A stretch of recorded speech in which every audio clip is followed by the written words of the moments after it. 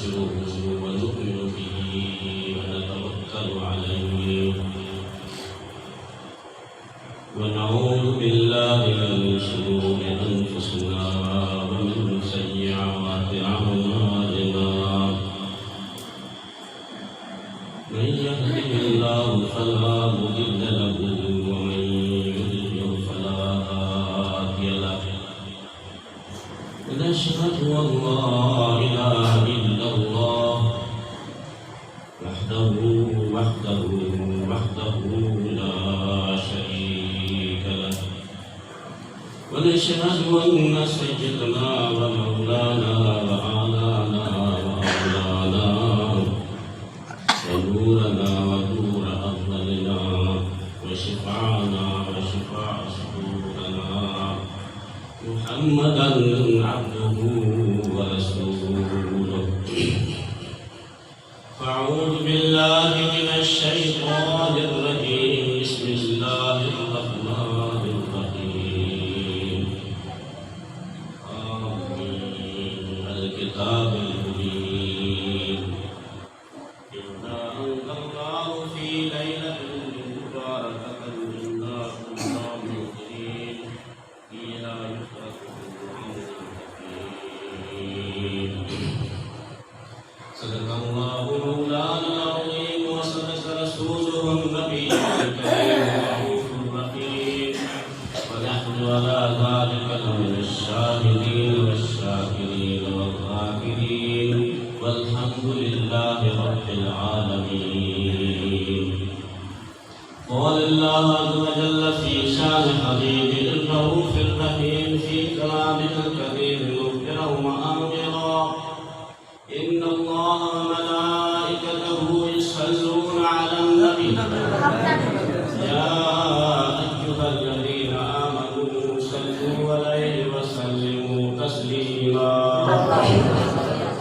اللهم صل على سيدنا محمد وعلى آل سيدنا محمد وعلى آله وأصحابه وأحبابه وذرياته وأهل بيته أجمعين. أما بعد حمد والصلاة پیارے معززین سامعین محبت والے ایمان والے بھائیوں السلام علیکم ورحمۃ اللہ وبرکاتہ. میرے دوستو آج ہم برکت والی گھڑی مبارک برات والی رات اور دریائے رحمت والی وادی جس کو مسجد کہا جاتا ہے اس میں بیٹھے ہوئے. تو جب ہم اتنی برکتوں میں اتنی رحمتوں میں بیٹھے ہوئے ہیں تو ہم اپنے ذہن کو اور خیال کو تصورات کو بھی اللہ کی رحمت کو حاصل کرنے کے لیے کھول کے بیٹھے. امید ہے اور یقین ہے اللہ تعالیٰ مہربانی فرمائے گا اور ہمیں اس رات کی برکتیں اور رحمتیں ضرور ہی ضرور مل جائیں گی. تو اس رات کو برکتیں رحمتیں بہت سے ہمیں سنیں. ان برکات سے علاوہ جو ہم سنتے آ رہے ہیں اس میں برکتیں ہوتی ہیں رحمتیں ہوتی ہیں. اللہ کی طرف سے یہ انتظامات شروع کی جاتے ہیں جس کو ہم یہ بھی کہتے ہیں دوسری معنوں میں بجٹ کی رابطہ. بجٹ سمجھتے ہیں جب بجٹ سال کا پیش کیا جاتا ہے اس کے اندر کچھ احکامات ہوتے ہیں کچھ فیصلے کیے جاتے ہیں اس سال میں کیا کیا کرنا ہے کس کو کتنا دینا ہے کس کو کیا حصہ دینا ہے وہ پورا ہم حکومت کے حساب سے یہ ہم سنتے ہیں. اس کے اندر بجٹ پیش کیا جاتا ہے. کچھ کسی کی سیلیاں بڑھائی جاتی ہیں کوئی چیز اوپر کی جاتی ہے کوئی نیچے کی جاتی ہے کسی میں ٹیکس لگایا جاتا ہے کسی میں نہیں لگایا تو شروع ہے. یہ تو دنیا میں مسئلہ ہے. یہ تو دنیاوی مسئلہ ہے، لیکن اگر دیکھا جائے تو ان اللہ کے کچھ اس قسم کی فیصلے اور احکامات جاری ہوتے ہیں، مالک کائنات کی طرف سے کچھ فیصلے اور احکامات جاری ہوتے ہیں، وہ فرمایا جا رہا ہے وہ اس رات کو فیصلے کیے جاتے ہیں اور ہمارے تمہارے پوری سال کی بجٹ پتا کر کے فرشتوں کے حوالے کی جاتی ہے۔ جب بجٹ پیش ہوتا ہے وزراء لوگ منتشر ہوتے ہیں اور پھر کوشش کرتے ہیں لیکن کیا ہوتا ہے پھر اس سے پہلے دباؤ ڈالا جاتا ہے، یہ چیز مہنگی ہے، یہ چیز ایسی ہے، یہ ہونا چاہیے، وہ ہونا چاہیے، اس حساب سے ہوتا ہے۔ لیکن یہاں اس رات کو یہ چیزیں نہیں ہوتی ہیں، بلکہ یہاں یہ کہا جا رہا ہے کہ تم صرف اس رات کو غروب سے لے کر کے صرف اللہ کے گھر میں آ جاؤ، بیٹھو اور مانگو، تمہارے لیے بہترین بجٹ بنائے گا۔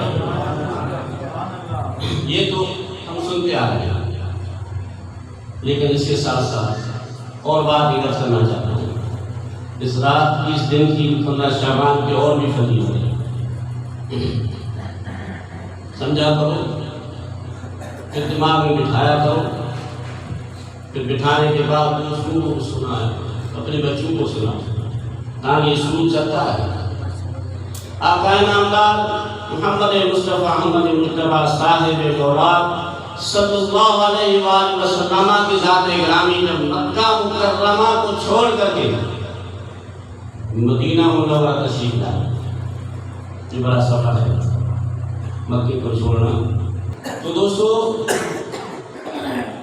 آقا نامدار کی ذات گرامی مکہ مکرمہ سے مدینہ منورہ میں تشریف لائے۔ آپ کو معلوم ہونا چاہیے مکہ کے بعد مدینہ میں آئے، اس سے پہلے معراج ہوا، مکہ میں ہی معراج ہوا، اور معراج کی رات نماز بھی فرض ہوئی تھی، اور جب نماز فرض ہوئی تو ہماری سمت قبلہ ہمارا حسین پہ بیت المقدس تھا، پتا ہونا چاہیے۔ اس ٹائم پہ منہ بیت اللہ کی بجائے بیت المقدس کی طرف کر کے پھر سجدے دیے جاتے تھے۔ سب انبیاؤں نے وہاں سجدے کیے۔ میرے نبی نے جو مکہ کے بعد مدینے تک آیا، جتنا عرصہ ہوا جو بھی نماز ادا کی گئی تھی وہ ساری کی ساری بیت المقدس کے طرف منہ کر کے اور جایا کرتی تھی۔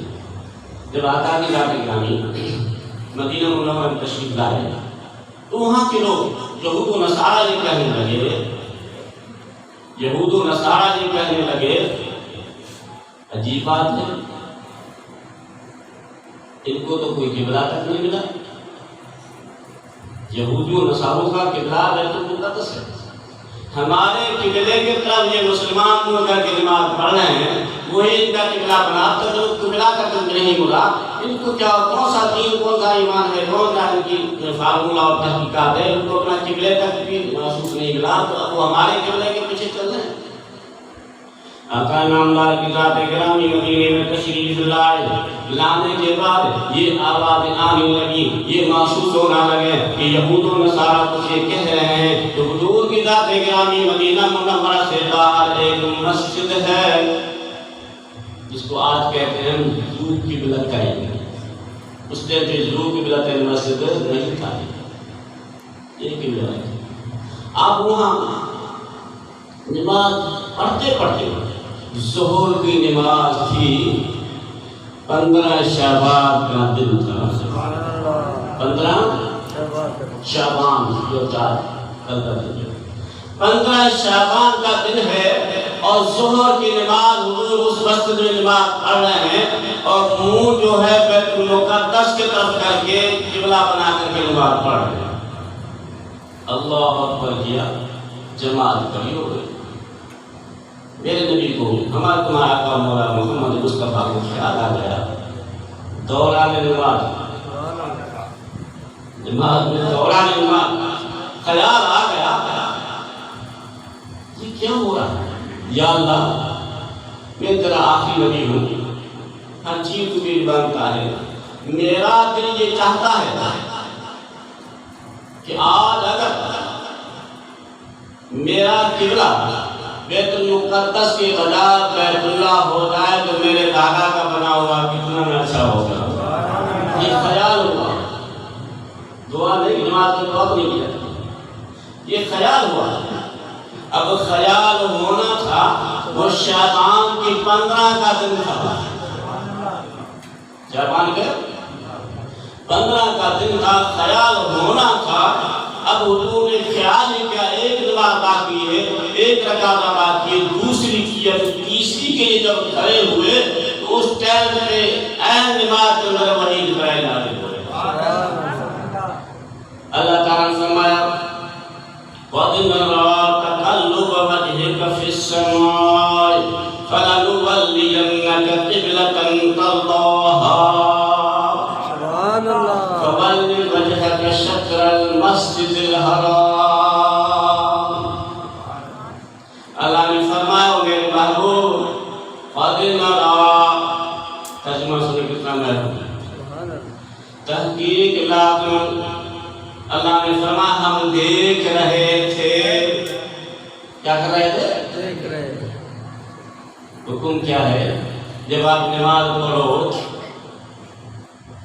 ان تعبد اللہ کانک تراہ, جب نماز پڑھو تو اللہ کی طرف متوجہ ہو جاؤ. اتنی کیفیت کرو جیسے تم اللہ کو دیکھ رہے ہو. حکم تو یہ ہے اللہ کی عبادت کے لیے اللہ کی طرف متوجہ ہو. کیا نبی نہیں متوجہ ہو؟ لیکن اللہ نے فرمایا میرے نبی تو میں توجہ دے رہا تھا, لیکن آپ کے توجہ دینے سے پہلے قَدْ نَرَىٰ تَقَلُّبَ وَجْهِكَ فِي السَّمَاءِ, ہم آپ کو دیکھ رہے تھے کہ آپ کا سر مبارک آسمانوں میں, کس میں؟ فِي السَّمَاءِ. سمجھو, ایک ہوتا ہے اِلَى السَّمَاءِ, آدمی یہاں نیچے بیٹھا ہوتا ہے, یوں دیکھتا ہے تو سما کو کر دیتا ہے, آسمان کی طرف دیکھا, اِلَى السَّمَاءِ. نبی کے بعد نبی جب آپ مسجد کے اندر نماز ادا کر رہے تھے اور آپ کا سر آسمان میں تھا, کیا تھا؟ ہم یہ دیکھ رہے تھے کہ آپ کا سر مبارک آسمان میں تھا. آسمان میں اور آسمان کی طرف کتنا بڑا فرق ہے. اللہ اصول تو یہ تھا تو ایسا حضور مسجد میں تھے اور آپ نے یوں دیکھا ہوگا, توجہ دیا ہوگا تو آپ کا سر مبارک اتر گیا, توجہ وہاں گیا ہوگا. لیکن اللہ نے یوں نہیں فرمایا. لوگوں سن لو, اللہ نے فرمایا, اللہ کو معلوم تھا. صحابہ تو یہ دیکھ رہے تھے, ہمارے تمام نبی صحابہ کے سامنے اور مسجد میں تھے, جسم مبارک سر مبارک مسجد میں تھا.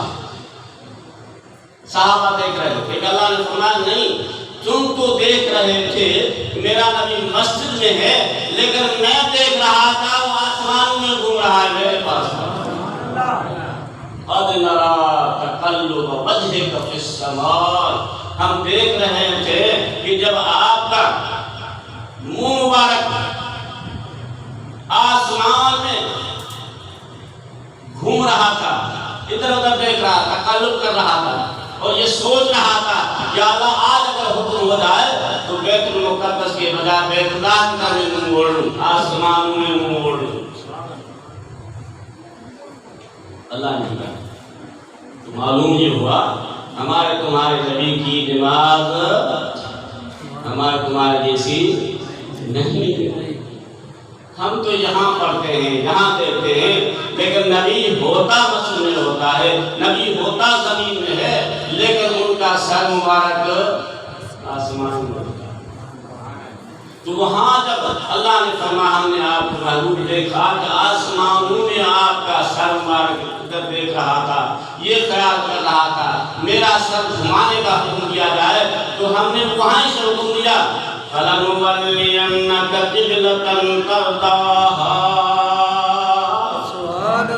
جبرائیل آیا, بات کیا یا رسول اللہ, آپ کا یہ خیال کرنا, آپ کا سر مبارک گھمانا کہ بیت اللہ کے بجائے بیت المقدس کے بجائے بیت اللہ کی طرف ہو، اللہ تعالیٰ کا حکم ہے ابھی ابھی سر گھما دو۔ اے نماز سر گھما دو۔ جب حکم حضور کو پہلے جا رہے تو آپ کو یہ بتا دوں لوکیشن قبلہ قائم کی لوکیشن کیا ہے؟ اللہ کو سب کو رسی پہ جا کے دینا۔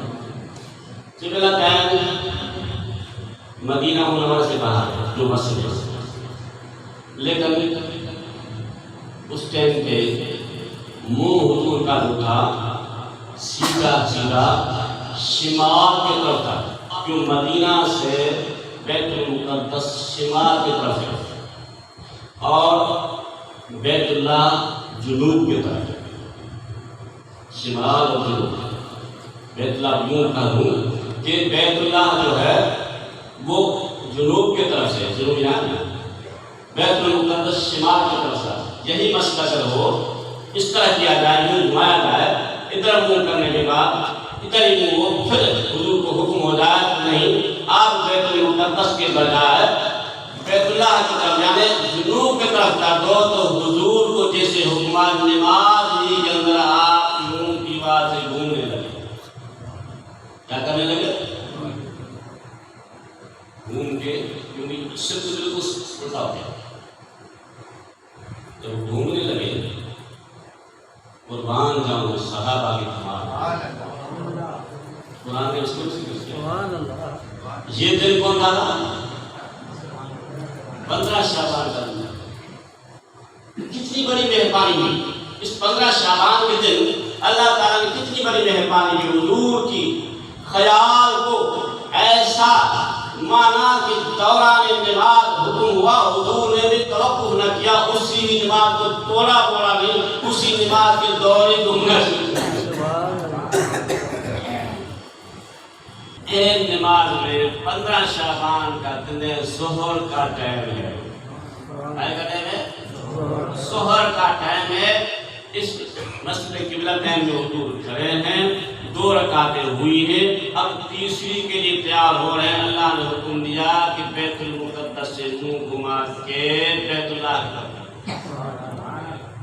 حضور نے منہ گھمایا، ادھر سے پیچھے جانا ہے، یوں گھمایا، گھما رہے، سبحان اللہ۔ جب صحابہ کرام نے دیکھا کہ آقا کی ذات گرامی گھوم رہے ہیں، تو صحابہ کرام میں سے کچھ صحابی ایسے بھی تھے محبت والے، ایسے بھی پیار والے تھے، دیکھا کہ نبی گھوم رہا تو وہ بھی گھومنا شروع کر دیا، انہوں نے بھی گھومنا شروع۔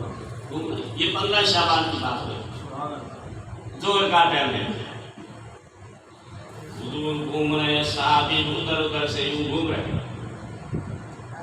مقناطیس دیکھا ہے؟ مقناطیس اور چکمک جس کو بولتے ہیں، اور لوہا، اس پہ کتنا کام ہوتا ہے، جہاں مقناطیس جاتا ہے لوہا وہاں ہی جاتا ہے، اگر اس کے ساتھ نہیں جائے تو کام نہیں کرے گا۔ تو صحابہ کی محبت، صحابہ کی توجہ میرے نبی کے ساتھ ایسا تھا، حضور کے ساتھ گرامی ایک مقناطیسی قوت تھے، جیسے وہ گھوم رہے تو صحابہ خود بخود ان کے پیچھے گھوم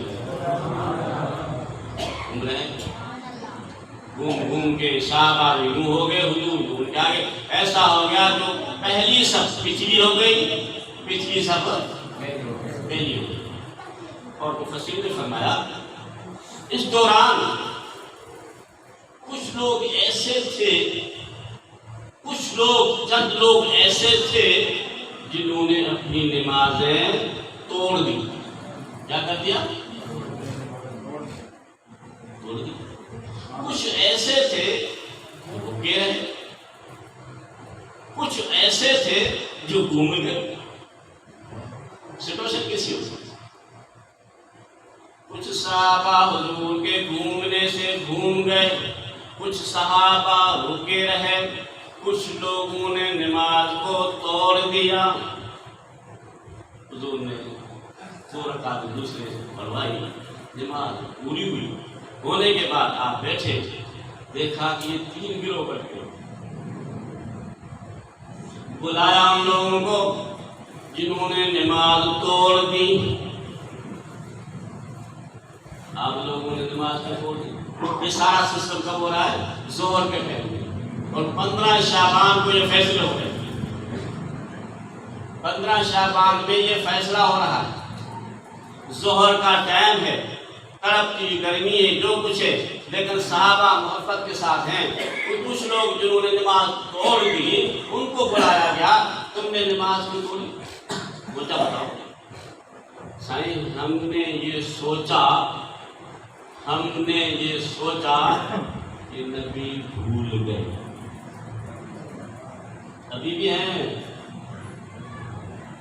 مسلمانوں، ابھی بھی ہمارے مومن خود کو کہلوانے والے ہیں، ان کی یہ عقیدہ ہے جن کا کہتے ہیں کہ نبی بھول گئے ہمارے جیسا. نبی ہمارے جیسا، ہم سے بھول ہو سکتی ہے، ہم سے بھی خطا ہو سکتی ہے، اس سے بھی ہو سکتی ہے. جو ہم کھاتے وہ کھاتا ہے، جو ہم پیتے وہ پیتا ہے. جس طرح ہمارے ساتھ مسالے سے اس کے ساتھ بھول کو بھی لے کے ہمارے جیسا ہے. تو اس ٹائم پہ بھی تھے سے لوگ کہا کہ ہم نے سوچا کہ آپ بھول گئے. الگ ہو جاؤ. جن نے سوچا ان بڑا عقل چلایا، ان لوگوں نے عقل بڑا چلایا، بھول گئے. الگ کر دیا، جتنے بھی تھے ان کو الگ کر دیا. ان کے بعد کچھ لوگ ایسے تھے جو رکے رہے، ادھر جمعہ سنا ادھر جمعہ. اس سے پوچھا تم نے کیا کیا؟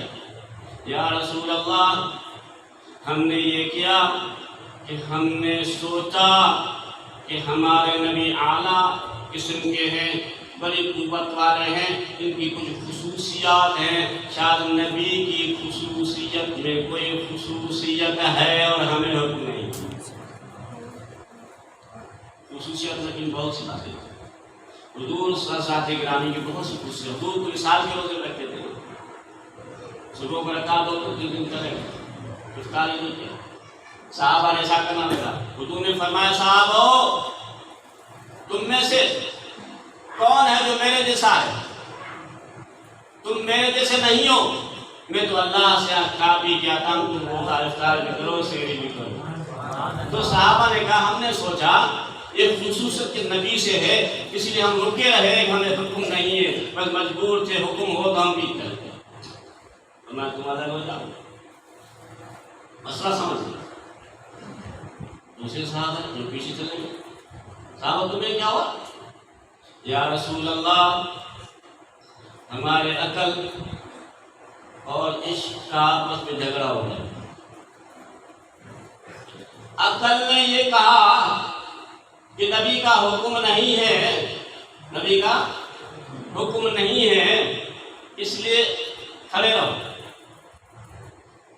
عشق نے کہا یہ بھی تو حکم نہیں ہے کہ چپ رہو، اطاعت کا حکم تو ہے. اب اگر یہ حکم نہیں ہے تو پھر جیسے حضور گھوم رہے ایسے گھوم لو، جو فیصلہ ہو وہ مان لیں. یہ کیا معلوم یہ کون سا سجدہ ہمیں نصیب ہو جائے. اور عقل نے یہ کہا، لیکن عشق نے یہ کہا کہ میرا نبی جو کچھ کرتا ہے، ہمارا نبی جو کچھ کرتا اللہ کے حکم کے بغیر نہیں کرتا ہے. ٹھیک ہے اللہ کا حکم ہوگا، ہمیں حکم تو نہیں ہے، لیکن ہمیں اطاعت کا حکم تو ہے. ہی اس کا اطاعت کا حکم ہے. تو ہم نے ہر چیز کو چھوڑ دیا اور ہم جہاں آپ گھوم رہے تو ہمارا جسم تو کیا، ہمارا دل، ہمارا تصور سارا آٹومیٹک گھوم رہا تھا، مست تھا. اتنی کتابیں ہو گئی سمجھ میں آیا. 3 ہو گئی. ایک وہ تھے جنہوں نے یہ کہا کہ ہمارے جیسا ہے، بھول گیا ہوگا. آپ نے فرمایا تم سارے کے سارے منافق ہو. تم سمجھے نہیں، تمہارا نفاق کبھی نکلا نہیں. دوبارہ ایمان لو، کلمہ پڑھو، عشق کی باتیں سیکھو. جو کھڑے رہے آپ نے فرمایا کہ تم مومن ہو، مسلم ہو. جو آ گئے گھوم کے فرمایا تم سارے جنت.